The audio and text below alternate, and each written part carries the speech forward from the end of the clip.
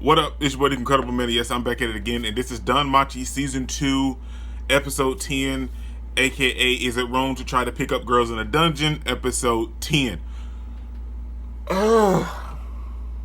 Okay, first of all, I want to say I want to do a discussion / review, but I just gotta be real, man. There was so much going on in this episode that why aren't people talking about this anime more, man? There's only a handful of YouTubers talking about this anime, and I don't know why, because this episode defines everything and it sets up so great. And if you're not a fan of the show, you're missing out on greatness, man. Okay, let's get it, man. Let's just go, because I feel like I'm gonna ramble if I don't. Okay, first of all, it picked up right after last week's episode where we were dealing with all of everything with Belle and the Ishtar Familia. So then this episode starts with Freya's Familia just demolishing all of Ishtar's Familia. I mean, they were blowing up buildings, blowing up the city itself, and I'm pretty sure they killed most of her familia because they were laying on the ground. If they weren't dead, they were at least knocked out and unconscious, because they were like molly-whopping people left and right. And first of all, how strong is Freya's familia? I mean, like the way that they was molly-whopping everybody and just manhandling people, are all of them at least level 6? I mean, because that is straight ridiculous, the way that they were molly-whopping people in this episode, man. Like, you saw someone from the Ishtar Familia try to stand up to these people, and they took them down with a hit. That is so OP that it's not even funny. Okay, so then we pick up right after last week's episode, man. After that, we see Belle still atop of the floating gardens or whatever, and dealing with the ramifications of him crashing in the ritual and breaking the stone, because now Perrine is pretty much set out to kill and destroy Belle. But along that time, we see Aisha-san see that their whole city is being destroyed by the Freya Familia, and she tells the other women that's in the Familia to leave. Like, you guys gather everything and everyone you can and leave, because the Ishtar family is pretty much done. So then we get to the point to where we see the whole Ishtar Familia being wiped out, and we see the Freya Familia just walking and grazing through like it's nothing, like it's their territory, and just demolishing everyone. So then we see Freya decides to walk off by herself to go after Ishtar alone, and we see the other guys, which is the real strong guy that trained the Minotaur in the dungeon in the first season to attack Belle. We see him and some other people which were discussing. They were like, well, we love Freya-sama and we'll help destroy the Ishtar Familia, but we won't help the rabbit or Belle Crannel because we don't like him, and we don't like the fact that Freya-sama is fawning over him so much. So they were like, well, we'll help destroy the Ishtar Familia, but we're not helping Belle Crannel. So then we have the big strong guy. I can't think of it, Otero or something like that. We see him kind of sense something. So then he walks over to the bushes and pulls out a potion and just dumps the potion. And he dumps it on Makoto. So, and that's where I was like, well, I get why they didn't want to do it, because they like Freya-sama and she's fawning over Belle.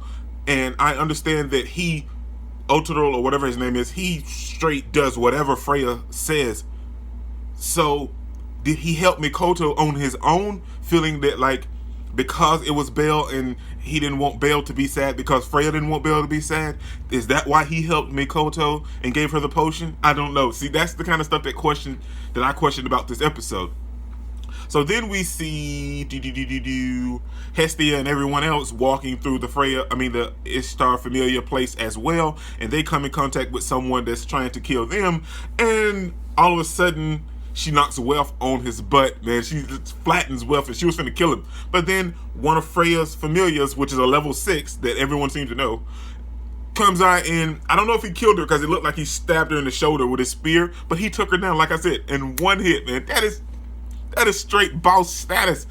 But then we get to, after that, we still see Ishtar running around and scrambling and wonder what's going on because she's so shocked and scared and upset. But then we come into the contact of the heart of this episode. We get back to Belle, Haruhime, and Perrine, and we see Perrine. Matter of fact, I'm all over the place because I'm so like there's so much going on, man. And we see Perrine attacking Belle and telling Haruhime to do the chant to grant her a level boosting power, but she does it, but she only does it on Belle and gives Belle like the level boosting power, and Belle and Perrine get into a fight, and she's kind of still laying it into him, but once Belle kind of feels the power and kind of understand what's going on, excuse me, he starts winning the fight and he starts going ham on Perrine. We understand why she's the strongest of the Ishtar familiar people, so we knew that she was going to put up a fight. But Belle was giving her Belle was giving her the gram, man. He was giving her the stuff, man. Belle was going in, and he even like he didn't lose his weapons, but like they kind of got knocked out of his hands. So he picked up a sword, like a sword with two hands, and was going to work, man. It was absolutely fantastic, and I love seeing it. And like I said, the animation in this episode was absolutely better than, I want to say, not last week's episode, but the week before that, I think, where it was a little wonky. But this week's episode, where like they showed the highlights of Belle and the up close shots of Belle and all the other characters, were absolutely fantastic. But then we had moments where it was a little off as well. But then we get to the fight where like it's closing in, and Belle pretty much just knocks her down through a hole in the rocks, and she falls. But then we get to one of the most impactful moments that I wanted to discuss and talk about since seeing this episode. Perrine comes in contact with the big strong dude from Freya's familiar, Otel or something like that. The super strong guy that everybody knows is super strong. And first of all, we all know chick is ugly, man. Let's be real. We all know that she's not the super fine chick that she thinks she is. But then she starts to tell, like, well, I know you guys aren't raiding our base, and it's the Freya familia, and then she was like, what are you doing here? She tried to attack dude grabbed her wrist, broke it like it was nothing.